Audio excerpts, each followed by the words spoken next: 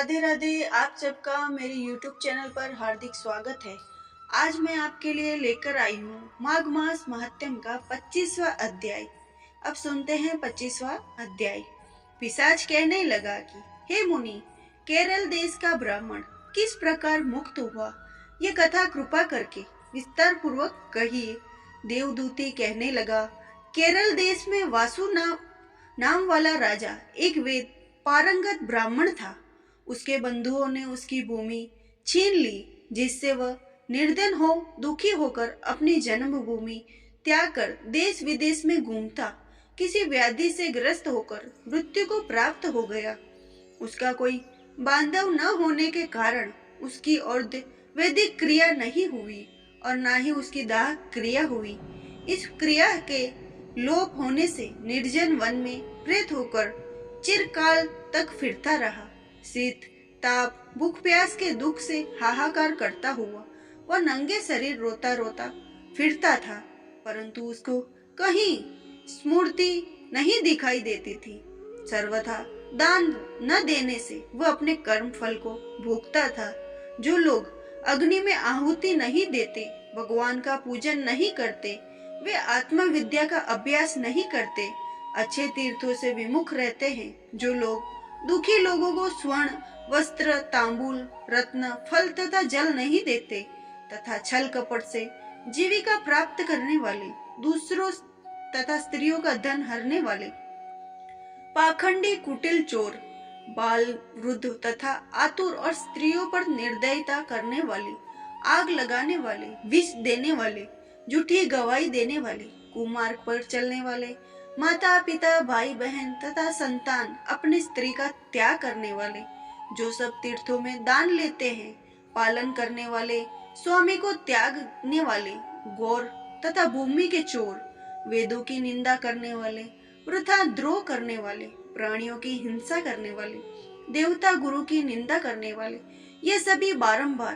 प्रेत पिशाच राक्षस तथा बुरी योनियों में जन्म लेते हैं। बुरे कर्मों से बचकर धर्म के कार्य तथा यज्ञ दान और तप आदि करने चाहिए, क्योंकि कर्म फल अवश्य में मिलता है। इस प्रकार प्रयुक्त की गति देखकर पाप कर्म कदापि नहीं करने चाहिए।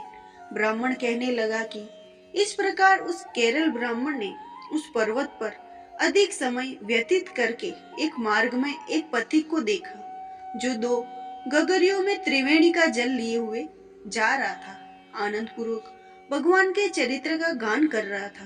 प्रेत ने उसका मार्ग रोककर कहा कि तुम डरो मत, इस गगरी का जल मुझको पिलाओ, नहीं तो मैं तुम्हारे प्राण ले लूंगा। देवदूती कहने लगा कि दुखी दुर्बल नंगे मुरझाए हुए तुम कौन हो? पैरों से पृथ्वी को स्पर्श न करके चलते हो। लोमस जी बोले। प्रेत यह वचन सुनकर कहने लगा, मेरा ऐसा न होने का कारण सुनो। मैंने कभी ब्राह्मण को दान नहीं दिया। अत्यंत लोभी क्रियाहीन, दूसरे को अन्न से पहले पालने वाला, मैंने कभी किसी को भिक्षा नहीं दी, न किसी को दुखे से दुखी हुआ। प्यासे प्राणियों को मैंने कभी जल नहीं पिलाया। मैंने कभी छाता जूता दान नहीं किया, न किसी को जल का पात्र पान या औषधि किसी को नहीं दी। न मैंने अपने घर में कभी किसी अतिथि को ठहराया, उसका सत्कार किया।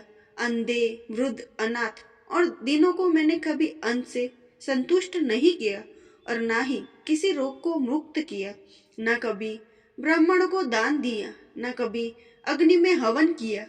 वैशाख आदि मास में किसी को ठंडा जल नहीं पिलाया। ना ही मैंने बढ़िया पीपल का कोई वृक्ष लगाया, ना किसी प्राणी का बंधन से छुड़ाया। कभी कोई व्रत करके शरीर को नहीं सुखाया। इस कारण मेरा पुनर्जन्म सब बुरे कार्यों में ही व्यतीत हुआ। मेरे पूर्व जन्म के कर्मों से ही मेरी यह गति हुई है। इस वन में व्याघ्र भेड़ियों से बचा हुआ मांस तथा जंतुओं के खाने से गिरे हुए फल, वृक्षों पर लगे हुए सुंदर फल, झरने का सुंदर जल सभी मिलते हैं, परंतु देव इच्छा से मैं कुछ नहीं खा सकता। सर्प की तरह केवल पवन भक्षण करके ही जीवन व्यतीत करता हूँ। बल बुद्धि मंत्र पुरुषार्थ से लाभ हानि सुख दुख विवाह मृत्यु जीवन भोग, रोग तथा वियोग में केवल भाग्य ही कारण होता है। कुरूप, मूर्ख, कुकर्मी, निंदित तथा पराक्रम से ही मनुष्य की भी भाग्य से ही राज्य भोगते हैं। काणे, लूले, लंगड़े, नीतिहीन, निर्गुण, नपुंसक भाग्य से ही राज्य प्राप्त करते हैं। पर्वत पर भी बलवान राक्षस, पिशाच रहते हैं, जिनमें से कभी कभी कोई कोई कहीं कहीं वन में फिरते हुए अपने कर्म के अनुसार अन्न जल प्राप्त करते हैं। परंतु आपको उनका भय नहीं होना चाहिए, क्योंकि धर्मात्मा पुरुषों की उनकी पवित्रता ही रक्षा करती है। ग्रह, नक्षत्र, देवता सर्वथा धर्मात्मा को की रक्षा करते हैं। ये पिशाच आप जैसे भक्त की तरह आंख उठाकर भी नहीं देखते।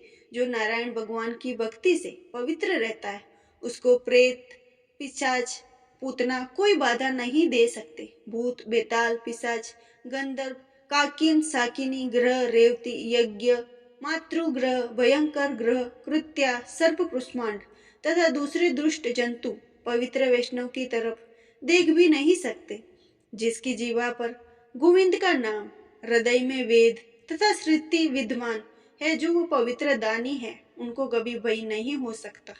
हे ब्राह्मण, इस प्रकार कर्मों का फल भोगता हुआ मैं यहाँ रहता हूँ, ऐसा सोचकर मैं शोक नहीं करता। एक बार मैं ज्वालिनी नदी के किनारे पर गया था। वहां पर घूमते हुए मैंने सारस के वचनों को सुना था।